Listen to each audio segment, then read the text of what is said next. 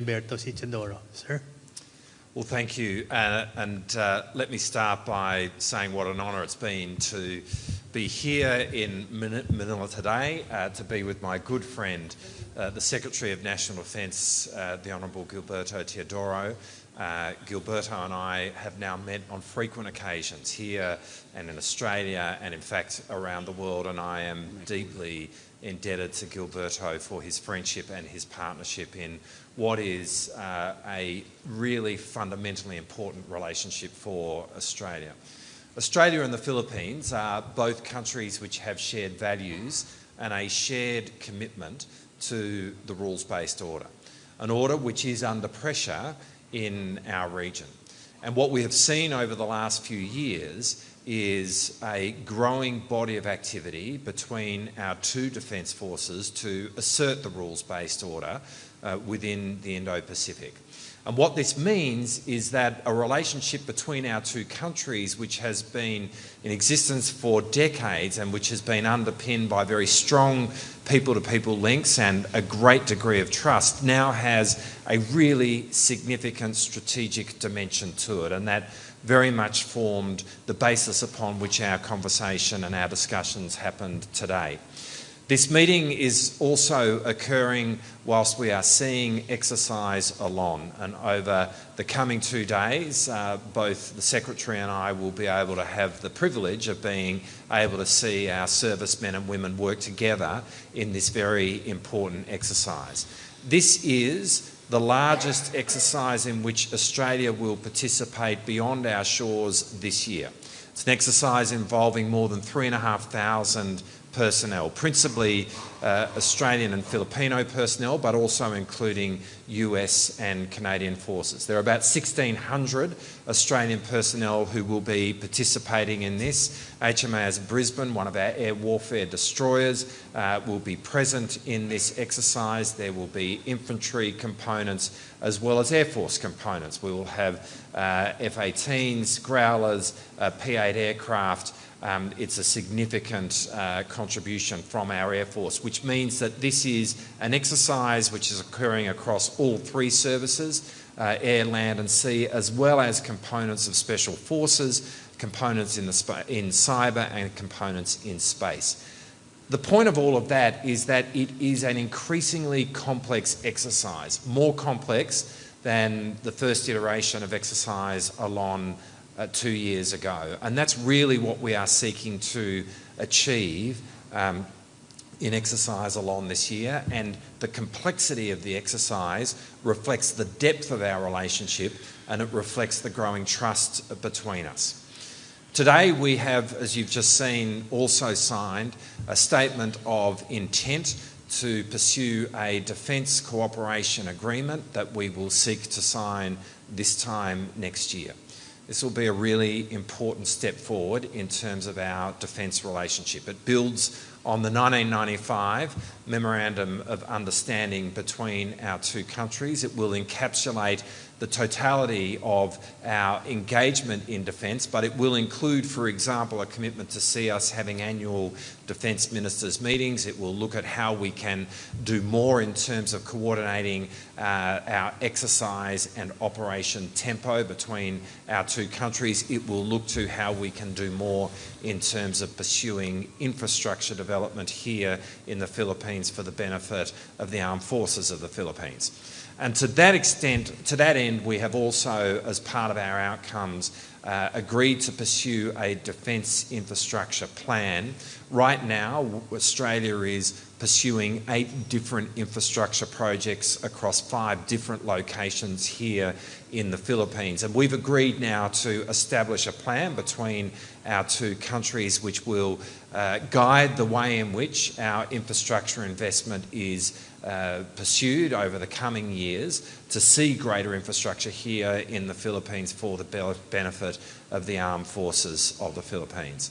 I really want to thank again Gilberto for your warmth and the way in which you have hosted our delegation over the course of today, and we really look forward to what we're about to witness over the weekend with exercise Alon.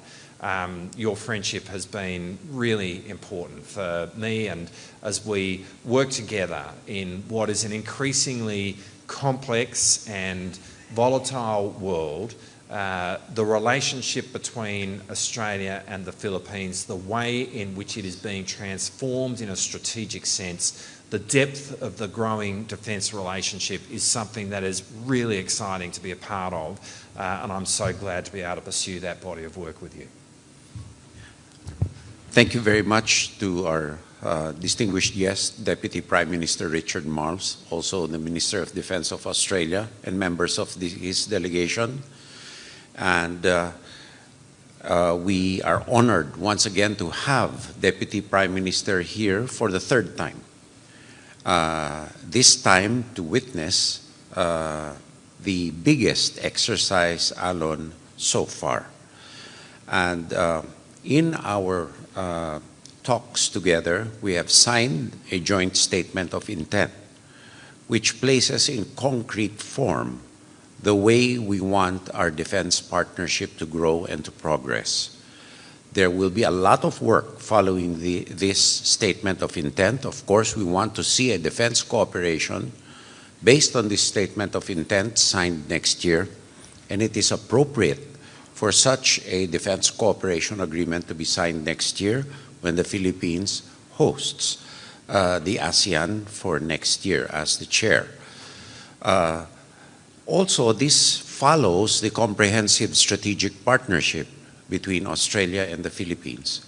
We are thankful for the unstinting support of Australia for our rights under UNCLOS and international law. We are also very thankful for the support that Australia has been giving the Philippines in terms of resilience, in terms of people-to-people exchanges, in terms of developmental assistance that Australia has been giving us. We also are working together heavily in this region, in the Indo-Pacific region, in order to uphold our shared values of international law amidst increasing shared challenges. And lastly, Deputy Prime Minister comes at a time when we are witnessing the effects of a monsoon. And we expect more to come. And climate change is a reality which we in this area, in the Pacific, cannot ignore because we are the most hit. And we also will enhance cooperation for disaster resilience, among other key areas of convergence. Once again, we thank the people of Australia for appreciating the strong people-to-people ties as manifested through their government and our government. And in this way, we also wish to convey to the Deputy Prime Minister our thanks and our hopes for a stronger convergence, a stronger partnership. And we wish not only to be upholders of norms, but enforcers of right conduct and the appropriate way of conducting international relations between countries in the Indo-Pacific and in other areas where our common and shared values may permeate. So thank you very much, DPM Marles, Richard, for your visit. And we look forward to seeing meat put into the skeletons that, or the frame that we have. Skeleton is the wrong term. Please don't quote me and don't diss me on it. The frame. Framework that we have put in today, and I'm sure that as our chiefs of defense forces are working together, our people down the line in both the department level and the armed forces level are working very hard. We are very happy, and we need to give a shout out to our people in uniform and their civilian compliment for a wonderful job that they have been doing so far. This relationship actually and these statements of intent are also byproducts of the strong working arrangements that we've had down the line. And so it is synergistic in this sense, and we hope to see this bear fruit in the future in a more robust manner. Thank you. Thank you. We will now take questions from the media. First is Mikhail Flores from Reuters. Hi, good afternoon to both Deputy PM Marles and Secretary Teodoro. Right here, SND. Here. Okay. Shortly before your meeting today, the Philippine Armed Forces last night reported with concern a swarm of Chinese Coast Guard and other vessels around or near Sierra Madre in Ayungin Shoal. How alarming are these activities in your view? And we hope to get statements from both of you on these recent development, and also grateful if we can get your view on, given these developments, these escalatory activities of China from the South China Sea up to the Southern Pacific. How would you view the U.S., where both of you are key security partners? How reliable is the U.S. nowadays as a security partner in this part of the world? Thank you. Well, first, the activities of China in any area, whether in the Sierra Madre or any area under their nebulous claims, are a matter not only of concern but of condemnation, because these are in gross violations of international law, and actually it is a product of a false narrative. I've even seen some social media posts saying that they are the progenitors of certain areas in the Philippines. So their disinformation is as disgusting as their activities. And we need to stand up to this. And secondly, what was the other question? What was your follow-up question on the?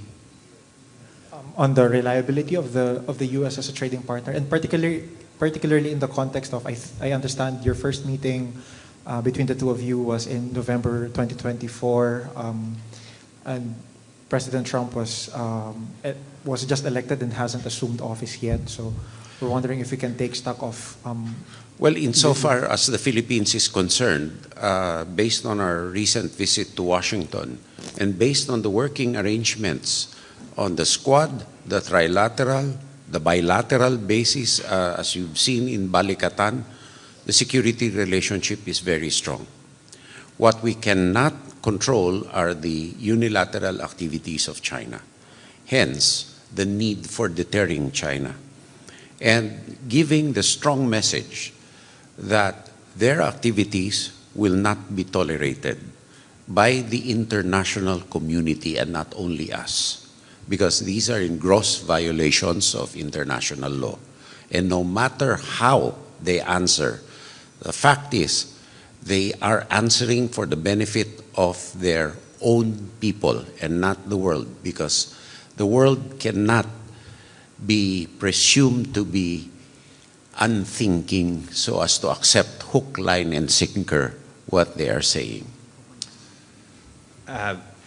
So perhaps to start where Gilberto finished, America is absolutely a reliable partner, and we, as we've been talking today about the work that we are doing bilaterally, we instinctively are talking also about how we combine that work with the cooperation that we both have with the United States. And the United States plays a profoundly important role around the world, obviously, but in this region.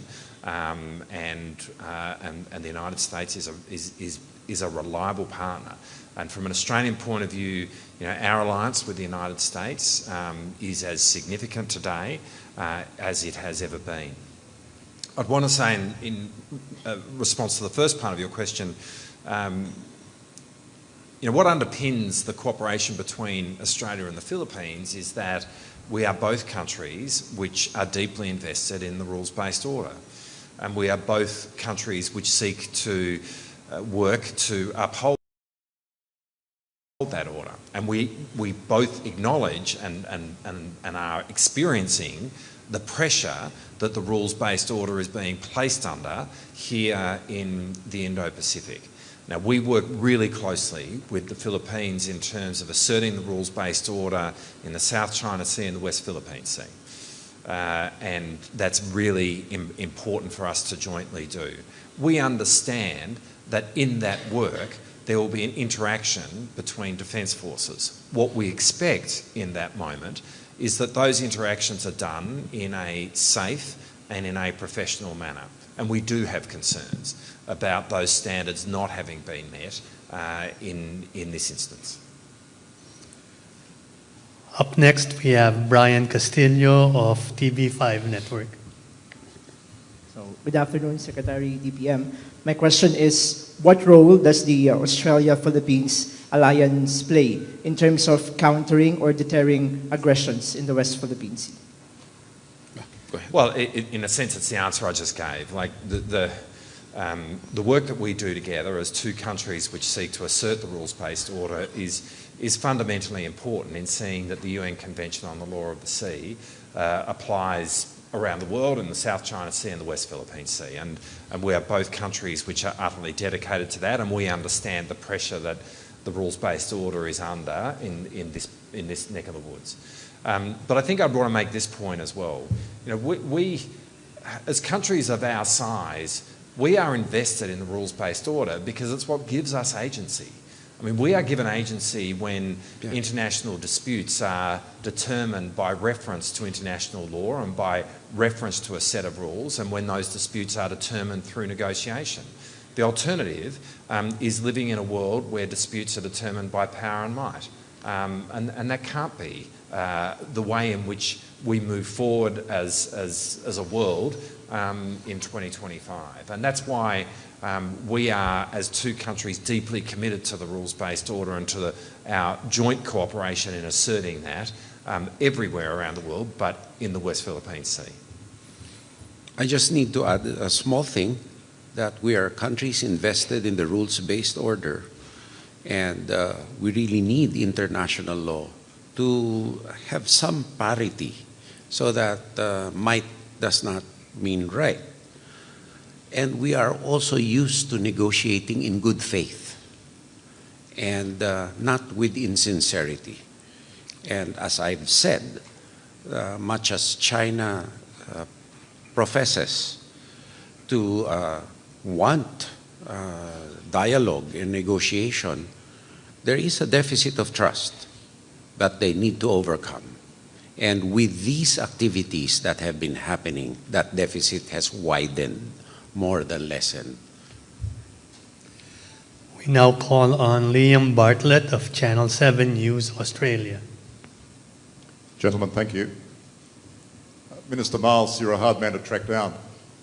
I've had to come all the way to the Philippines to ask you a question about accountability. But I'll give it a go. When will you finally admit that the Australian Defence Force is woefully under-equipped thanks to your current budgetary spend?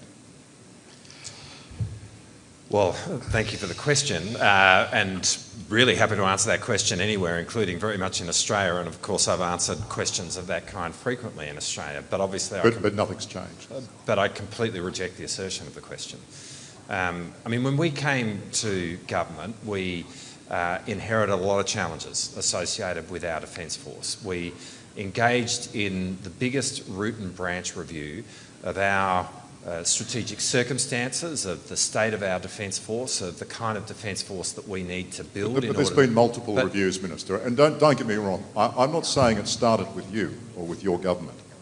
I think it's fair to say it's been through successive governments. But what are you doing now, today, to make it better and fix it? Because this is all very nice. This is fantastic shop window, but you don't want to be known as Minister for Showbags. There's got to be substance to it. Well, really happy to answer the question if you allow me to answer it. And You know, there is significant steps that we have taken, and if I can complete what I just said, you know, when we went through the Defence Strategic Review, we worked out what sort of defence force we need to build in order to meet the strategic challenge that we face. Now, what that has resulted in is two things, to answer your question. One is an unprecedented level of reprioritisation of the existing defence spend, so that we are focused upon building a defence force which has the capacity to project. And the second thing that it's done is seen the biggest peacetime increase in defence spending in Australian history. Now, that's the fact. I get that. That's voodoo mathematics. It's not voodoo. Well, you're not taking into account inflation or the rising cost of weaponry or the Australian dollar's performance against the greenback. All of those things have eaten into that budget. All of them are more expensive. Well, obviously, if you want to make a speech, you can do that.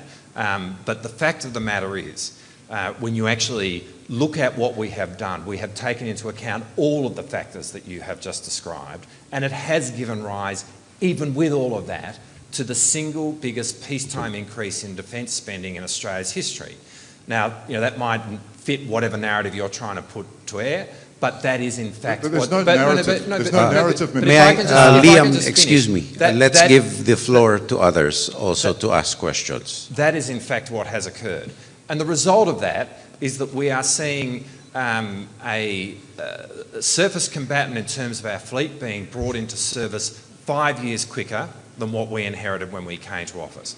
We are now seeing longer range missiles and missile manufacturing happening in Australia way ahead of what we inherited, such that that manufacturing is commencing this year. We're seeing significant steps being taken down the path of Australia acquiring a long-range submarine capability under the banner of AUKUS with our nuclear-powered submarine capability. We are seeing a much more amphibious army. We are seeing unprecedented investments in our northern bases, and I could keep going. In fact, all of these are happening, and it is about meeting the strategic moment that we face. Thank you very much. The last question will come from Ron Calunsod of Kyodo News. Good afternoon. Thank you for providing us a picture of how the Philippines and Australia would step up the two countries' defense cooperation by citing the envisioned enhanced defense cooperation agreement by next year. I'd just like to ask, is this going to be similar to the Philippines-US EDCA? Will this be a treaty or No. an executive agreement? No. It will not. It will not be like the EDCA, definitely. We will work on the appropriate arrangements as our forces find out what they need. EDCA is an offshoot of a mutual defense treaty and not a visiting forces agreement, so that is a fundamental difference. So we will work out the appropriate arrangements, but we need, in order to operationalize the status of visiting forces agreement with Australia, more facilities to service them for increased tempo of joint exercises and joint activities. There was a mention of infrastructure plans. Can you tell us? Pardon me? Infrastructure plans. We cannot tell you. Okay. Which area, sir? We cannot tell you. Okay. Thank you. Thank you. Only China will benefit if we tell you. Well, that concludes our joint press conference this afternoon. We'd like to thank everyone from the media for coming, and we will now have a final photo op for our videographers and photographers with our two ministers.